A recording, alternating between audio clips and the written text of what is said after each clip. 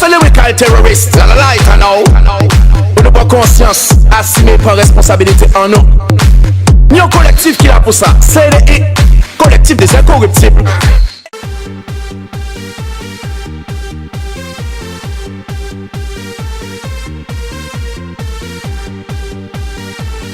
Là, nous retrouvons nos invités pour le 13h politique. Jean-Philippe Courtois est secrétaire général du CDI et Olivier Fébricy, membre du CDI. Rappelez-vous, le CDI qui a vu le jour avec les élections régionales, les dernières élections régionales, on peut dire cela. Oui, tout à fait. Du moins, on a été mis en lumière grâce aux élections régionales, mais le CDI est un collectif de jeunes qui est à la base un lieu de réflexion qui existe déjà depuis plus d'un an avant les élections de mars. Oui, mais on n'avait pas vraiment des vues sur vous, on ne vous avait pas identifié à ce moment-là. Oui, tout à fait. D'où, pour nous, c'est l'objectif d'aller aux élections régionales, c'était de pouvoir mettre en lumière les attentes et les aspirations de la jeunesse. Donc vraiment faire en sorte que nos élus politiques soient obligés de penser et de faire avec cette jeunesse qui trop souvent a été marginalisée. Est-ce qu'on peut dire qu'aujourd'hui le CDI c'est un parti politique ou est devenu un mouvement ou est-ce que c'est un groupe politique? Non, pas du tout. Le CDI n'a pas changé. L'objectif du CDI, bien avant les régionales, comme je disais, c'était un lieu de réflexion où, comme aujourd'hui, on se réunit autour de problématiques de la Guadeloupe.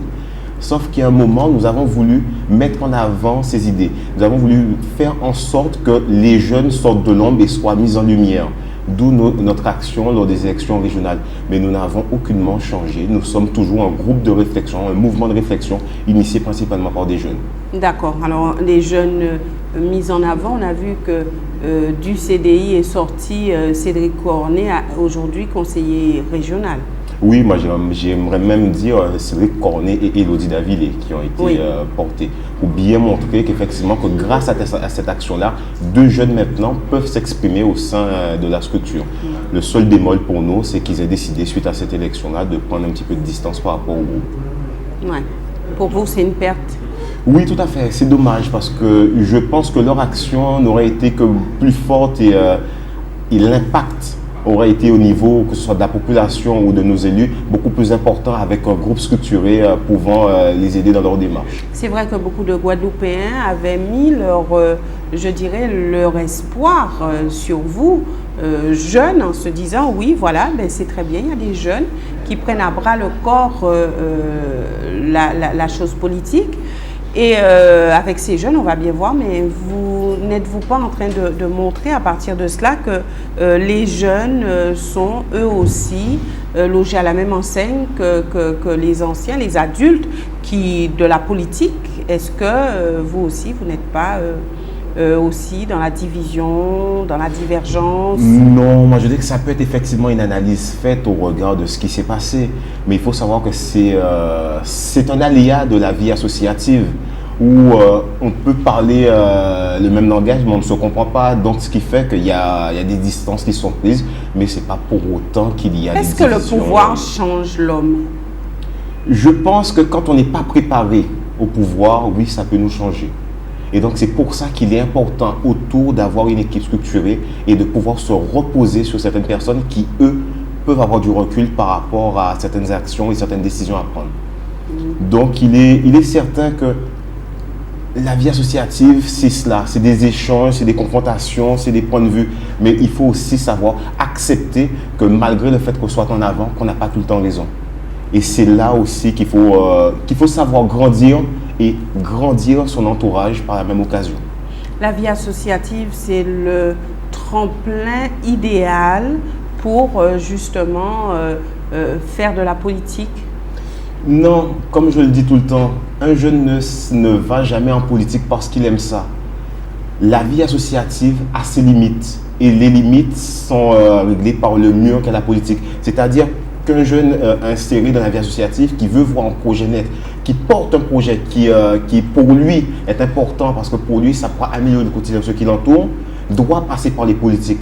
Sauf qu'on s'est rendu compte que trop souvent les politiques... devenir un élu. Non, j'irai beaucoup plus loin. C'est qu'on se rend compte que pour faire vivre ces projets-là, on doit passer par les politiques. Mais trop longtemps, les politiques se sont servis et ont instrumentalisé cette jeunesse. Votez Bamouin en qui fait barre. Là, nous avons décidé de mettre un stop, de dire que nous pouvons aussi aller en politique. Nous pouvons Alors porter nos projets. Quoi? C'est voter bon nous qui fait bazot? Non, nous, c'est beaucoup plus loin. C'est l'intérêt du Guadeloupéen.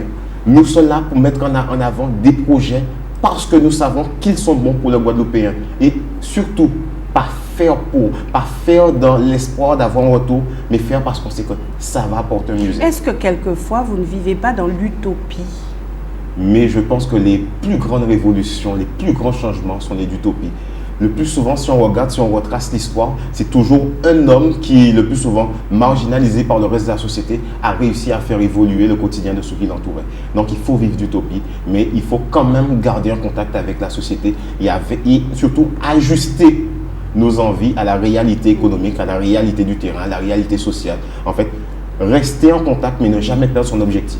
Aujourd'hui, est-ce qu'on a un CDI fort? Est-ce qu'on a un CDI qui est une force de proposition, qui se positionne clairement sur les véritables enjeux de la Guadeloupe?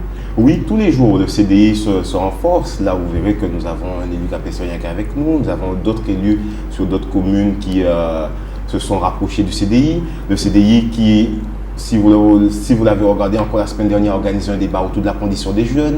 Le CDI qui a organisé des manifestations autour de l'environnement. Le CDI qui va organiser une manifestation autour de la famille. Le CDI qui a pris position pour le développement économique.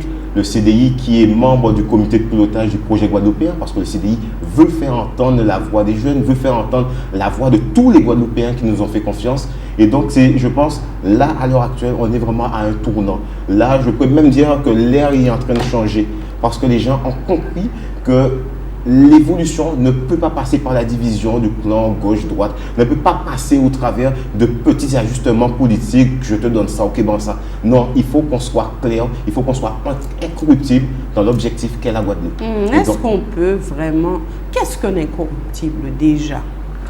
Qu'est-ce qu'incorruptible? Être incorruptible, c'est avoir un objectif clair, posé, et quels que soient les aléas qu'on va rencontrer dans la vie de tous les jours, ne pas perdre cet objectif-là. Et c'est cette philosophie-là qu'on essaie de transmettre en priorité aux jeunes, aussi aux parents qui sont un petit peu isolés, qui sont dans la précarité.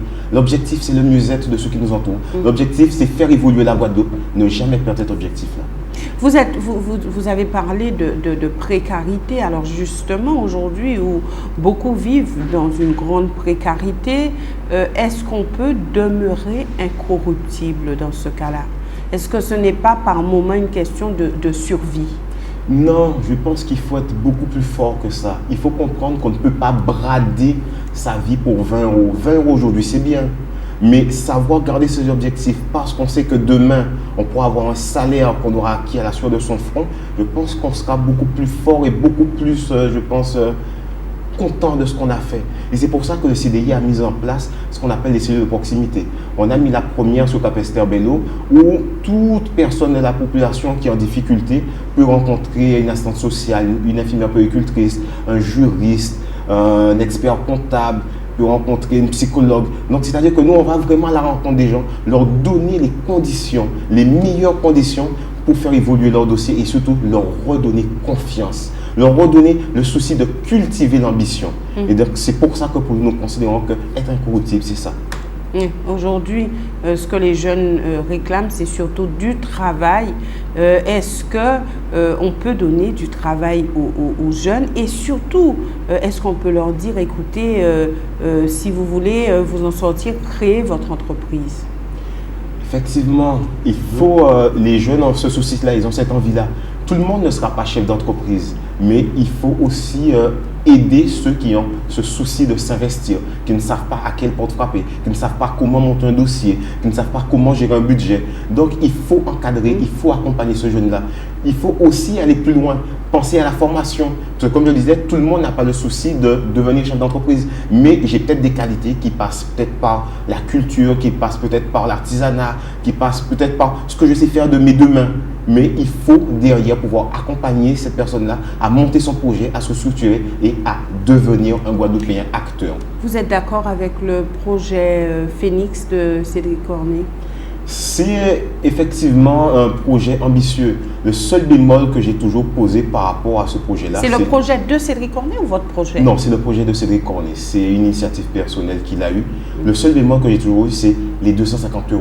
Parce qu'effectivement, c'est compliqué pour un jeune qui a quelquefois du mal à pouvoir sortir 5-10 € pour pouvoir se déplacer, de pouvoir vous faire un chèque de 250 €.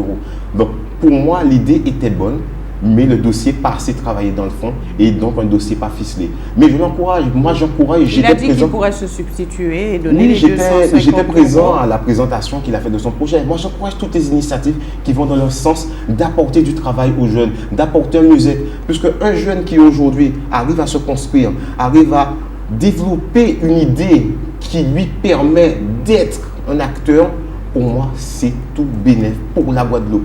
Pourquoi? Parce qu'un jeune sorti de la rue, c'est un jeune qui va s'éloigner de la oisiveté, de la drogue, de l'alcool, de la délinquance. C'est un jeune qui va pouvoir aussi entretenir sa famille. C'est un jeune qui va pouvoir aider ses parents. Donc, toutes les initiatives qui vont dans le sens d'aider la jeunesse, pour moi, méritent d'être appuyées. Et c'est pour ça que, comme je vous le disais, même le projet de Cédric Cornet, avec une équipe à ses côtés, je pense que son dossier aurait été encore mieux ficelé. Est-ce qu'il a vraiment besoin d'une équipe à ses côtés? Je pense, s'il s'est écarté du CDI, c'est un choix personnel qu'il a fait. Donc, je suppose qu'il pense avoir les capacités de pouvoir voyer de ses propres ailes.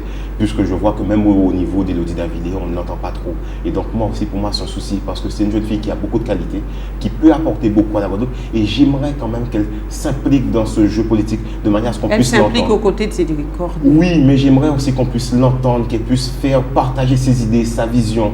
Parce que c'est de là aussi que grandissent et naissent les plus grandes idées. C'est de l'opposition des points de vue, l'opposition, pas forcément une opposition de contradiction, mais l'échange constructif. Voilà, l'échange qui peut être constructif. Tout à fait. Olivier. I'm a lyrical terrorist, la light I know. On ne prend conscience, assumer, prend responsabilité en nous. Nous un collectif qui l'a pour ça, CDI, collectif des incorruptibles.